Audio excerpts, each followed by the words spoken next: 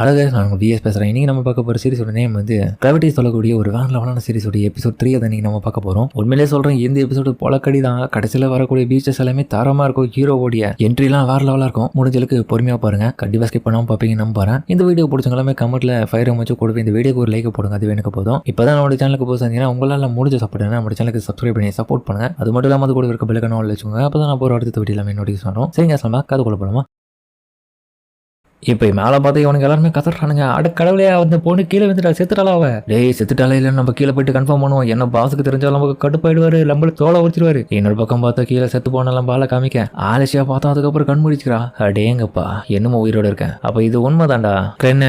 ஆனால் என்ன இருந்தாலும் என்னால் மேலே மட்டும் தான் பார்க்க முடியுது, உடம்பையும் அசைக்க முடியல. கண்டிப்பாக எலும்பெல்லாம் உடஞ்சிருக்குன்னு நினைக்கிறேன்னு சொல்லிட்டு அவ யோசிச்சுட்டு இருக்கா. பார்த்தா அப்படிதான் இருக்கான், செத்த போன மாதிரி பார்த்துருக்கான். இப்போ நான் என்ன பண்ணுறதுன்னு சொல்லிட்டு அவ யோசிச்சுட்டு இருப்பான். ஆனால் அதுக்கப்புறம் உடம்புல இருக்க ரத்தம் எல்லாமே அப்படியே வெளியே கசிஞ்சு வெளியே போகுது, ஒன்று சேருது. என்னடான்னு பார்க்க அதுக்கப்புறம் பார்த்தா குட்டி பிளட் கிளாவிட்டிஸ் வந்துக்குது. நீ நிறைய ரத்தத்தை லாஸ் பண்ணிட்ட அப்படின்ற மாதிரி அதுவும் சொல்ல, ஏய் நீ யாரா அப்படின்ற மாதிரி இவ்வளவு பார்த்து ஷாக்கவே. ஏன்டா நீ பார்க்க குள்ள போய் மாட்டி இருக்க, நாய் குட்டியாரு எனக்கு தெரியற. அது காரணம் என்னன்னா, உன்கிட்ட இருக்கிற டார்க் பவரை பொறுத்து தான் என்னுடைய உருவமும் எப்படி தெரியும். கண்டிப்பா அது மட்டும் உன்கிட்ட இல்லைன்னா என்னத்துக்கு நீ இறந்துருப்ப. கவலைப்படாத, நீ எத்தனை முறை இந்த மாதிரி விழுந்தாலுமே உன்னோட உயிரோட வச்சுக்கணும்னு எனக்கு ஆசை இருக்கிறதுனால எல்லா விதமான டார்க் எனர்ஜியும் நான் உனக்குள்ள செலுத்தி எப்படியாச்சும் உயிரோட இருக்க வைக்கிறதுக்கு நான் முயற்சி பண்ணுவேன். அப்போனா ஏன் நீ முதலே என்னை காப்பாத்தல? நான் கீழே விழுந்த உடனே எனக்கு எதுவும் ஆகாதுன்னு அப்ப சொன்ன வாய் விட்டு ஆனா பார்த்தா இப்படி எலும்பெல்லாம் உடஞ்சிட்டு இருக்கு. இது எப்படி நான் சரி பண்றது? உன்னை நம்பி தானே இந்த மாதிரி பண்ண. எங்க பாரு, தேவையில்லாத கேள்வியெல்லாம் நீ கேட்கக்கூடாது. நான் தான் உனக்கு ரூல்ஸ் போடுவேன். சரி, ஒரே ஒரு கேள்வியை கேட்கறேன், அதுக்கு மட்டும் பதில் சொல்லு. என்ன கேள்வி அது?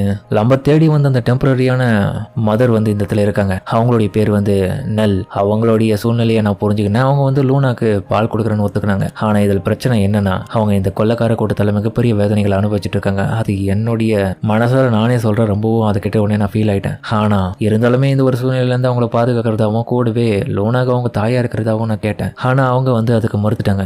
எதனால? காரணம் என்னன்னா, நீயும் சரி அந்த குழந்தையும் பத்தாத்துக்கு நானும், ஏன் அந்த பாலை கொடுத்த அவளுமே சரி, எல்லாருமே இந்த இடத்துல ஒரு அடிமைகள் இருந்தனால இந்த இடத்த விட்டு போக முடியாதுன்னு அவளுக்கு எப்பவுமே தெரியும். அந்த ஒரு நம்பிக்கை இல்லாத போது அப்ப எப்படி கூப்பிட்டா வந்துருவா? அந்த நம்பிக்கையை உருவாக்கணும்னா இந்த இடத்துல இருக்க எல்லாத்தையும் நீ விட்டு வைக்க கூடாது. ஓ, அதான் விஷயமா? அது மட்டும் இல்லாம இந்த கொள்ளக்கார கூட்டத்துல இருந்து யாராலையும் தப்பிக்க முடியாது. கண்டிப்பா நம்ம வெளியே போகணும்னு நினைச்சாலும் என்னைக்காச்சும் ஒரு நாள் நம்மளை கண்டுபிடிச்சு கொண்டுடுவானுங்க. கண்டிப்பா எனக்கு தெரிஞ்சு நல்ல இந்த விஷயத்தை யோசிச்சு பார்த்துட்டு கூட போகாம இருக்கலாம். அப்ப எனக்கான ஒரு நல்ல வழி எதுவா இருக்கும்? ஒண்ணு இல்ல, இங்க இருக்கிற எல்லாரையும் நீ கொண்டுட்டினா அவளை தாராளமா ஃப்ரீயா நீ கூட்டின்னு போகலாம். யாரும் உன்னை தடுக்க இருக்க மாட்டானுங்க. அப்படியா? ஆனா இருந்தாலுமே என்னுடைய உண்மையான உருவத்தை பயன்படுத்தி என்னால இந்த இடத்துல சண்டை போட முடியாது. நான் ப்ராமிஸ் பண்ணிருக்கேன், கண்டிப்பா என்னுடைய உருவத்தை காமிச்சேன்னா எல்லாரும் பயந்துருவாங்க. அதனால கண்டிப்பா என்னால முடியாது. கூடவே அந்த நல்லையும் நான் விட மாட்டேன். அவளுக்கு பாதுகாப்பும் தேவை, லோனாக்கும் பாதுகாப்பு தேவை. அதனால என்னுடைய வேலைக்கார பொண்ணா நீ தான் இதை செய்ய போற. நான் இவங்களை கொண்டுட்டேன்னா பெரிய பிரச்சனை பண்றதுக்கான வாய்ப்பு இருக்கு. ஆனா ஒரு ஹீரோவா நீ இந்த கொள்ளக்காரனுங்களை கொண்டுட்டேன்னு வச்சுக்கேன், எல்லாரும் ஹாப்பி ஆவாங்க, உன்னை புகழாரம் பாடுவாங்க. அது ஒரு நல்ல விஷயமாவோ பார்க்கப்படும். நீ அதெல்லாம் சொல்லக்கூடாது. நான் என்ன சொல்றேனோ அதெல்லாம் நீ செஞ்சு ஆகணும். டேய், என்ன முடியாத, ஒட்டு போலாடி, எனக்கு டயர்டா இருக்குது, உடம்புல பாரு எப்படி உடஞ்சிருக்குது. அதுக்கு தான் நான் இருக்கல, உனக்கு பவர் தரேன்னு சொல்லிட்டு அதுக்கப்புறம் அவனுக்குள்ளேயே போயிடுறான். இதையும் பயங்கரமா துடிக்குது. இன்னொரு பக்கம் உடஞ்சு போல எல்லா விதமான பார்ட்ஸும் ஒன்றிணையதுனால அவளுக்கு பயங்கரமா வலிக்குது. ஏன்னா எல்லா எலும்பும் உடஞ்சு போயிட்டு ஒன்றாம் இணையும் போது சம வலி வலிக்கும். உடம்பு ஃபுல்லா வலியா இருக்கிறதால அவ கதறாந்தத்துல மேல இருந்து கீழே வந்துட்டானே ஆளுங்க எல்லாமே. டேய், என்னடா ஆச்சு? செத்து போன எப்போ திரும்பி ஏஞ்சிக்கிற மம்மி மாதிரி. அடுத்த முறை கண்டிப்பா இந்த மாதிரியான வேலையை நான் பண்ணவே மாட்டேன்டாப்பா சாமி. என்னாச்சு இவளுக்கு? செத்து போன எப்படி ஏஞ்சிக்கணும்? என்னடா அங்க நடக்குது? இல்ல, இங்க என்ன வேணா நடக்கட்டும், ஆனா இவ உயிரோட இருக்கா. கண்டிப்பா இவளை உயிரோட தான் நம்ம பிடிச்சுன்னு போனோம். ஏன்னா இவளாலதான் அந்த வெப்பன்ஸ் எல்லாமே நம்ம கண்டுபிடிக்க போறோம். அதனால பாஸ் கிட்ட உயிரோட கொண்டு போனோம். அவளை இதை பாருங்கடா, என்ன பண்ணுங்க ஏது பண்ணுங்க தெரியாது, அவளை விட்டாதீங்க, பிடிச்சிருவாங்கன்னு சொல்லிட்டு எல்லாரும் அணிஞ்சு வைக்க எல்லாரும் போவானுங்க. இப்ப பலவீனமா இருக்கிறதுனால போயிட்டு அட்டாக் பண்ண பாப்பானுங்க. அதுக்கப்புறம் கையை வெட்ட வருவான். கையை வெட்டி பார்த்துட்டு அவன் அம்பால பிடிச்சிட்டு அவனுக்கு மூஞ்சிலே ஒண்ணு கொடுப்பா. அதுக்கப்புறம் அவன் கிட்ட இருக்கிற அந்த ஐ பேட்ச் எடுத்து இவனும் மாட்டிக்கிறான். இன்னைக்கு கணக்கு தீத்துருவோண்டா, இவங்க எல்லாரையும் நான் கொல்றேன் உனக்காக அப்படின்ற மாதிரி சொல்லி இன்னொரு பக்கம் ஹீரோவும் பார்த்தா நம்ம லோனா கூட்டின்னு வந்திருக்கான். கவலைப்படாத லோனா, நீ அழுதுட்டு இருக்க, உனக்கு அம்மா இருக்காங்களே, அந்த வாடகத்தை நம்ம வந்து பேசி கன்வின்ஸ் பண்ணிடலாம். அது மட்டும் இல்லாம மற்றவங்களை பார்த்துக்கிறதுக்காக நம்ம இன்னொருத்தைய விட்டுருக்கோம். அவன் கண்டிப்பா வேலைக்கு முடிச்சிருவான். அதுக்கப்புறம் மத்த நெல்லும் வீட்டுக்குள்ள வரேன். இவ்வளவு நேரம் நீ எங்க போயிருந்த? என்ன மன்னிச்சிருங்க, என்ன பண்ணியிருந்தாங்க போயிட்டு இவ்வளவு நேரம் நம்ம பனிஷ்மெண்ட் கொடுத்துருந்தாங்க உனக்கு? இல்ல அது நான் குழந்தைக்கு பால் கொடுத்துருந்தேன்னு சொல்ல, அதை சொல்லத்துக்கு தானே. நீ வேற ரொம்ப ஒரு மாதிரி இருந்தியா பாக்கிறதுக்கு, எனக்கு ரொம்ப மனசு கஷ்டமாயிடுச்சு. தயவு செஞ்சு அடுத்த முறை யாரும் அடிக்கிறது முடியும், எல்லா வேலையும் ஒழுங்கா செஞ்சாதான். இல்லைன்னா உனக்கு எதனா ஆயிடுச்சுன்னா நான் ரொம்ப ஃபீல் பண்ணுவேன். என்ன போயிட்டு மிச்ச மீதி வேலை எல்லாமே போய் பாருப்போம் அப்படின்னு இந்த பொண்ணு ரொம்ப அக்கறையா தான் கேட்கறான். அதுக்கப்புறம் செய்யற வேலை எல்லாமே ரொம்ப சந்தோஷமா செய்ய,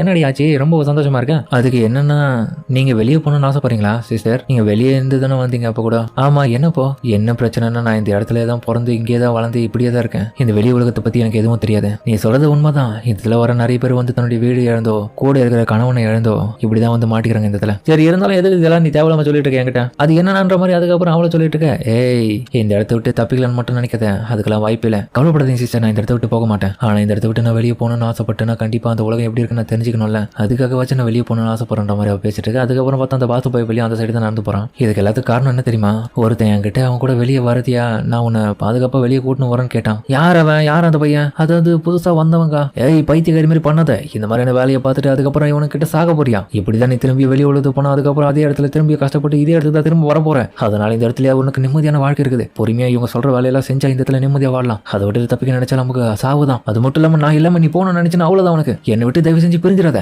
எனக்கு இருக்கிற நீ தான் கடைசி ஒரு ஆளு இந்த இடத்துல துணையா அப்படின்ற மாதிரி பேசிட்டு அவ்வளோ அடிக்கலாம். அந்த டைம் பார்த்து பாஸ் வந்ததுக்கு வந்துட்டு இந்த இடத்துல என்ன நடந்துருக்கு, என்னப்பா நெருங்கிய நண்பர்கள் போலியே, வாங்க வாங்க பாஸ், என்ன நீங்க இந்த இடத்துக்கு வரவே மாட்டீங்க, வந்திருக்கீங்க திடீர்னு. வந்ததுக்கான காரணமே எனக்கு ஸ்பெஷலான விஷயம் ஏதோ இருக்குதுன்னு சொன்னாங்க, அதுக்காக தான் வந்தேன். அது ஸ்பெஷலான விஷயம் தான். அதுக்கப்புறம் இந்த விஷயத்தை புரிஞ்சுக்கணும் அவளும். நெல்லு அந்த குழந்தை இது, அந்த குழந்தை வந்து அந்த குடிசை இருக்கிற இடத்துல தான் இருக்கும். சரி அப்ப நான் அந்த குழந்தைக்கு பால் கொடுத்துட்டுல பசி ஏற்றிட்டு அதுக்கப்புறம் அதை பாத்துக்கிறேன். அப்புறம் ஒண்ணுதான், நீ என் கூட வா, உனக்கு ஒரு சின்ன வேலை இருக்கு. ஆனா பாசா தயவு செஞ்சு அவளை கூட்டு போவீங்க, அவளுக்கு என்ன வேணும் அப்படின்ற மாதிரி அவன் முறைச்சு பார்க்க இதுலயே புரிஞ்சுக்கணும் பயந்துடுறாவன். அதுக்கப்புறம் இவருக்கு ஒன்னும் தெரியாதனால நெல்லு அவனை நம்பி அவன் இடத்துக்கு பின்னாடியே போறா ஃபாலோ பண்ணினேன். அதுக்கப்புறம் பார்த்து இவர் இன்னொரு பக்கம் ஃபீல் பண்றான். அடைச்சா என்னாலதான் இப்ப அவ போயிட்டு சாக போறா, நான் என்ன பண்றது, எனக்கு நேர்ந்த தோணை அவ தான் இந்த இடத்துல அவ சாகக்கூடாது அப்படின்ற மாதிரி பரிதாபப்படுறான். இந்த இடத்துல இருந்து யார் அவன் அந்த மாதிரி பண்ணுவான், அவனுக்கு நான் சும்மா விட மாட்டேன்ற மாதிரி கடுப்பாயிட்டு இருப்பான். அந்த டைம் பார்த்து ஹீரோ பின்னாடி வந்திருப்பான். என்னடா அந்த குழந்தைய கூட்டு வந்திருக்கேன், அந்த குழந்தைக்கு பால் வேணுமா, ஆனா பால் கொடுக்குறவங்களே இதுக்கப்புறம் வர மாட்டாங்கடா, அவங்க சாக போறாங்க. ஏன் சொல்றேன் இந்த மாதிரி, ஆமா அவளை கொல்றதுக்காக தான் கூட்டு போயிருக்காங்க. அவ செய்யக்கூடாத விஷயத்த செஞ்சு சொல்லக்கூடாத வார்த்தைகளை சொல்லி தப்பு பண்ணதுனால அவளுக்கு மிகப்பெரிய தண்டனை இருக்குது. அது அவன் மேல தான் தப்பு. என்ன சொல்ல வர, தெளிவா சொல்லு, என்ன சொல்ல வரன்னு புரியல உனக்கு அப்படின்ற மாதிரி இவன் மறைச்சு பார்த்துட்டு டக்குன்னு ஆப்பிடுவா. என்னடான்னு பார்க்க அவனுடைய கண்களை பார்த்துட்டு இவளுக்கு ஒன்னும் கிளி வந்துருது. நடக்கிற மொத்த விஷயத்த சொல்லு. அதுக்கப்புறம் பார்த்தா அந்த இடத்துல ஒரு பாதாள சுரங்க மாதிரி இருக்கு, அந்த வழியா அந்த பொண்ணை கூட்டு போயிட்டு இருக்கான். நெல்லும் பாஸ் நான் இந்த இடத்துல தான் பிறந்தே வளர்ந்தேன், ஆனா இப்படியாப்பட்ட ஒரு இடம் எனக்கே தெரியாது, இது ஒரு ரகசிய அறை, இந்த இடத்துல யாருக்கும் அனுமதி கிடையாது, அதனாலதான் உனக்கு தெரியாது. அதுக்கப்புறம் பார்த்தா அவன் ஒண்ணுமோ ஆழமான பகுதியை நோக்கி கூட்டு போயிட்டு இருக்கான். அவளை இந்த சைடு வா, என்ன பக்கம் அவ போகும்போதே பார்த்தாடா என்னன்னு பார்த்தா கால் வடியில ஒரு எலும்பு கூட தலை இருக்கு. மண்டவோடா நீ ஃபீல் பண்ணாத, அது இந்த இடத்துல மிகப்பெரிய ஒரு பெருச்சாளி இருக்கா, அதோடைய மண்டை ஓடுதாது. இங்க அதுங்களுடைய தொல்லைங்க அதிகமா இருக்கிறதுனால இந்த இடத்துல இருக்க பூச்சிங்க எல்லாமே கடிச்சு சாப்பிட்டுருக்கோம். அதுங்கள இந்த இடத்துல நான் ஒரு ரிசர்ச் பண்ணிட்டு இருக்கேன், அந்த ஒரு ரிசர்ச் என்ன தெரியுமா அப்படின்ற மாதிரி விளக்கு அணைச்சிருவான். பாஸ் என்னாச்சு, தேவை எங்க கிடைக்க சொல்லுங்க, ஒண்ணு எனக்கு தெரியல. கவலைப்படாத, உனக்கு விளக்கு தானே தேவை, முழுமையாவே உன்னுடைய வாழ்க்கையிலேருந்து அந்த வெளிச்சத்தை அணைச்சிடறேன் அப்படின்ற மாதிரி. அதுக்கப்புறம் விளக்கு ஆன் பண்ணுவான். அந்த லைட் எரிய வச்சு அடுத்த செகண்டா பார்த்தா பின்னாடி அந்த பீஸ்ட் மார்க்கெட். என்னுடைய வேலை இந்த இதுல இருக்கிற நிறைய மெட்டீரியல்ஸை வச்சு ரிசர்ச் பண்றது மட்டும் இல்லாம இதுக்கு தேவையான விஷயங்களையும் பார்த்துக்கிறது தான். நீ பண்ற வேலை எனக்கு நல்லாவே தெரிஞ்சிருச்சு, எங்களை ஏமாத்திட்டு இந்த இடத்த விட்டு போலான்னு பாக்குறியா, உன்ன மாதிரியான துரோகிகளை நாங்க விட மாட்டோம், அதுக்கான சரியான தண்டனை இதுதான். இதுக்கு நைட்டு டின்னர் நீ தான். இப்போ அவளை சாப்பிட்டுன்ற மாதிரி ஆர்டர் கொடுத்து அடுத்த செகண்ட் இந்த பொண்ணு பயந்துட்டு அந்த இடத்த விட்டு ஓட ஆரம்பிக்க.